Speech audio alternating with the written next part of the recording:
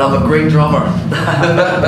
No, I don't read a lot of it. I mean, of course, you end up looking at some of it, but you try to, you know, the great thing about the internet, obviously, is that you have access to information and you can find, you know, and it's not, you don't need hard copies, and you can, you know, somebody, you want to check out a quick review or what somebody or whatever, it's all there. The bad thing about the internet, of course, is that it gives everybody an opinion, and it gives everybody kind of, they get a chance to be anonymous, and sometimes, as you know, the things that people can write or end up writing are sometimes not particularly pleasant or respectful, and so I'm pretty thick-skinned and have been pretty thick-skinned for most of my life, and I sort of just, you know, as I get a little older, I find myself being less and less interested in, you know, when you're 20 or 30, it's like, ooh, what are people thinking? What are people writing? And, you know,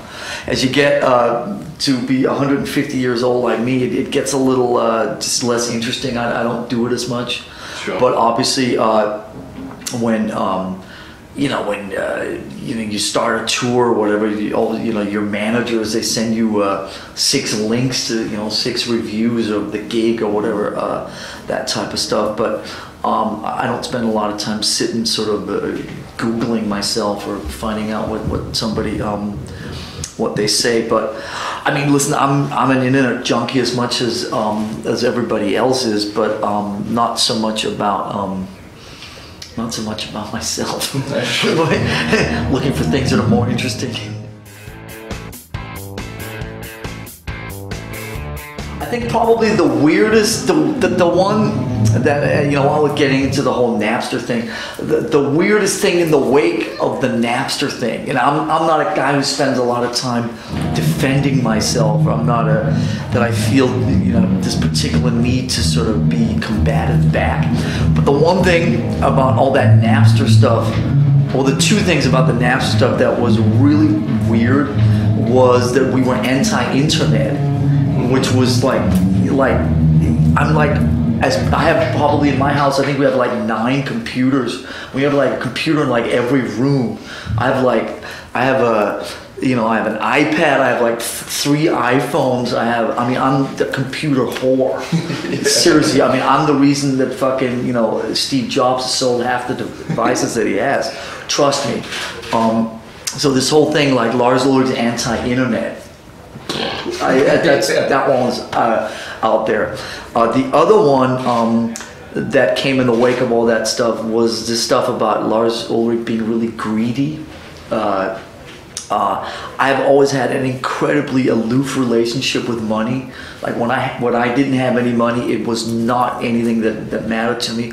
And now that we're fortunate to have some money, it doesn't like play a role in like anything we do. It doesn't really play a role in anything that I do. I'm not like, I don't, you know, sit there and look at my bank balances or count the money, or we sit there and micromanage, you know, Metallica, if we do this, or if we do this, or if we do this, or if we $17. I mean, it just, none of that stuff happens at all. I mean, the great thing about being successful is obviously in the wake of that comes, you know, what I look at money is it gives you freedom. It gives you freedom to not think about it, actually. That's the best thing.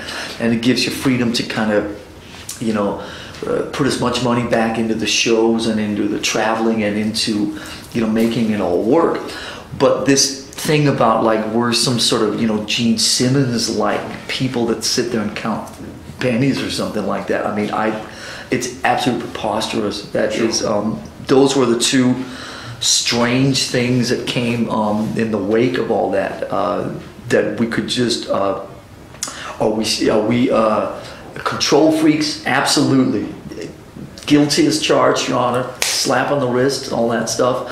Are we interested in sort of, you know, interested in sort of managing kind of what happens to Metallica and our songs and our name and all this type of stuff? Absolutely. But anti-internet crazy and and you know, greedy, absolutely crazy. In England, they you know, in the Kerrang and stuff like that, they love to call me. They have a nickname for me sometimes called the Tubby Tub Thumper, which is tubby obviously refers to being, you know, say slightly maybe overweight. I mean, I normally weigh around 142 pounds. So it's just that because I've got a really big, thick head with a big round face, it's like literally I'm like a, you know, I'm like a fucking tooth. Kirk Hammond calls me the walking toothpick. So it's like, you know, I sometimes I'll end up around 144, 145, but I'm not sure that I'm tubby. I might have a large head or, you know, big Danish cheeks, but there's not a lot of me. There's not a lot of me, as you can tell. No. But I've got a very good humor about all of this. If there's anything, I think, I mean, you know, I'm very, I always love sort of, you know, pushing and making fun, and I love making fun of myself and everything about being a supposed rock star. So I don't have issues with any of that type of stuff.